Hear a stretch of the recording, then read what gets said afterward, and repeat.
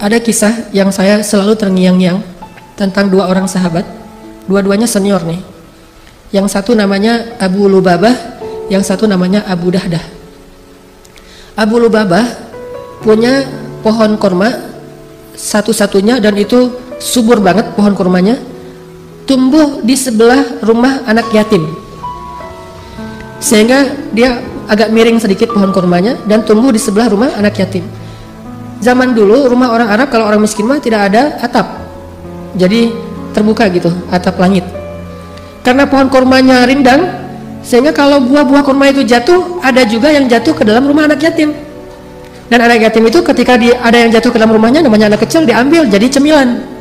Jadi kalau anak sekarang permen, dulu mah kurma, makan sama anak yatim. Abu Lubabah tahu ternyata buah kurmanya ada yang dimakan sama anak yatim yang jatuh ke dalam rumah mereka. Akhirnya Abu Lubabah mengadu kepada Rasulullah, ngelaporin anak yatim. Ya Rasulullah, itu anak-anak pada ngambil kurma saya dan saya nggak rela. Dipanggil, Rasulullah nggak tahu kalau itu anak yatim. Ketika dipanggil menghadap ke Rasul, ditanya kenapa kalian makan? Oh, kami kira kami punya hak di situ, soalnya kami anak yatim. Baru Rasulullah tahu ternyata itu anak yatim. Langsung Nabi mengatakan kepada Abu Lubabah, ya Abu Lubabah, maukah kamu punya pohon kurma di surga? Gimana caranya ya Rasulullah? Wakafkanlah pohon itu kepada anak yatim, maka Allah akan menggantikan untuk kamu satu pohon kurma di surga yang kalau kamu berjalan di bawah naungannya 100 tahun, kamu belum keluar dari naungannya. 100 tahun jalan di bawah pohon itu, belum keluar dari bayang-bayang naungan pohon tersebut. Saking rindang dan besarnya pohon di surga. Mau nggak kamu dapat pohon kurma di surga dengan wakaf pohon kurma di dunia? Apa kata Abu Lubabah? Ya Rasulullah, itu satu-satunya harta yang saya punya. Bahasa halus dari menolak, nggak mau. Rasulullah juga tidak marah, tidak memaksa. La ikraha fiddin. Lagi pula bagaimanapun Abu Lubabah ini ahlu Badar loh. Ikut, dia veteran Badar. Yang Allah sudah mengatakan lakukan apa yang kalian suka, Allah maafin. Ya Rasulullah, itu pohon kurma satu-satunya yang saya punya. Oh ya sudah, udah pulang aja. Begitu Abu Lubabah dan anak yatim pulang, Abu Dahdah datang. Abu Dahdah bilang, ya Rasulullah, saya tadi nguping mendengar percakapan engkau dengan Abu Lubabah. By the way, kalau bahasa kita ya, by the way, kalau saya yang melakukan itu, saya dapat nggak apa yang engkau janjikan di akhirat? Kata Nabi, tentu, kamu dapat apa yang Allah janjikan. Oh ya, assalamualaikum, waalaikumsalam. Pergi deh, ngejar Abu Lubabah. Ya Abu Lubabah, ya Abu Lubabah. Abu Lubabah menoleh ke belakang. Ada apa ya Abu Dahdah? Kata Abu Dahdah, ya Abu Lubabah, kamu tahu nggak kebun kurma milik saya di Madinah? Kata Abu Lubabah, siapa yang tidak tahu kebun kurma milik Abu Dahdah? Di dalamnya ada 600 pohon kurma.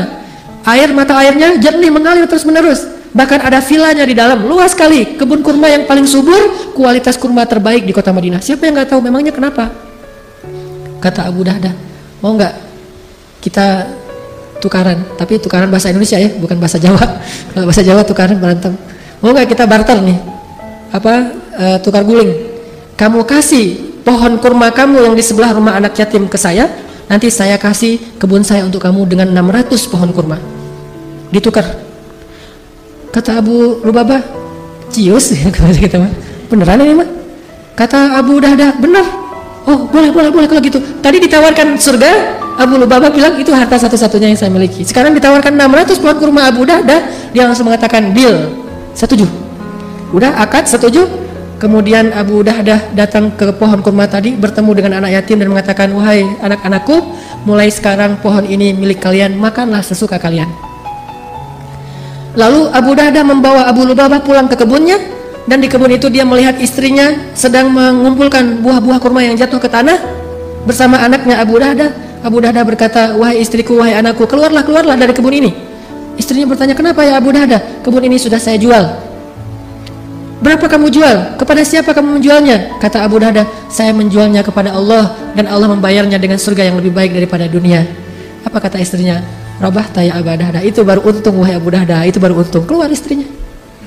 Gak minta talak ya? Wah, ceraikan saya hari ini juga, pulangkan saya ke rumah orang tua saya. Enggak, ini istri yang soleha. Akhirat lebih dia cintai daripada dunia. Sehingga istrinya mensupport, dia mengikuti kata-kata suaminya, itu baru untung wahai Abu Dahdah. Barakallah Abu Dahdah, barakallah.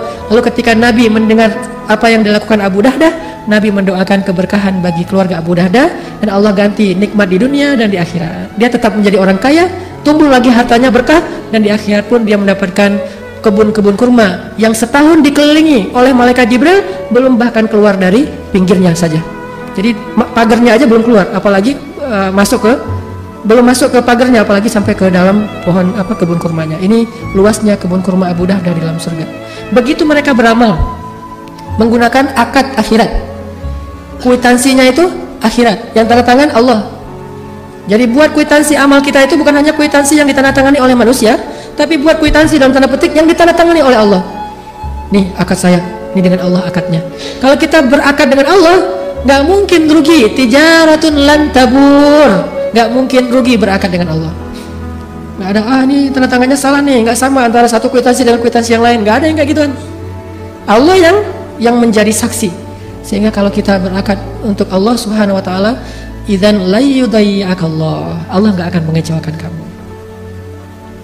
Ini kisah yang bagi saya luar biasa, benar-benar terngiang-ngiang. Kok bisa Abu Dahdah merelakan 600 pohon kurma, dan satu pohon kurma itu Bapak Ibu kalau kita hitung, kalau sekali panen rata-rata satu pohon kurma itu menghasilkan sekitar 50, paling sedikit 50 kg kurma, bahkan bisa sampai 100 sampai 150 kg kurma. Satu pohon kurma 100 kg, dan kalau kurmanya kurma terbaik di atas ajwa, harganya 1 kilonya itu sekitar 300 real, hampir 1 juta 1 kilo. Jadi satu pohon kurma sekali panen menghasilkan 50 juta. Bayangin 600 pohon kurma, 600 pohon kurma, miliaran itu sekali panen. 6 bulan sekali panen, miliaran. Dihadiahkan dan dia nggak punya apa-apa karena dia yakin di akhirat lebih baik, dan nggak ada rasa kecewa, sedih atau kehilangan, biasa aja. Istrinya pun menganggap bahwa kehilangan miliaran, tapi Allah ganti yang lebih baik di akhirat. Ini iman. Susah bisa seperti ini. Tapi kalau bisa sedikit saja mirip dengan ini, kita akan punya amalan-amalan yang jauh lebih baik daripada hanya berakad dengan kwitansi manusia. Belajar berakad dengan akhirat, biar Allah yang tanda tangan kwitansinya, Allah yang jadi saksi, malaikat yang jadi saksi. Kemudian la yudayyi'akallah, nggak mungkin kita akan kecewa.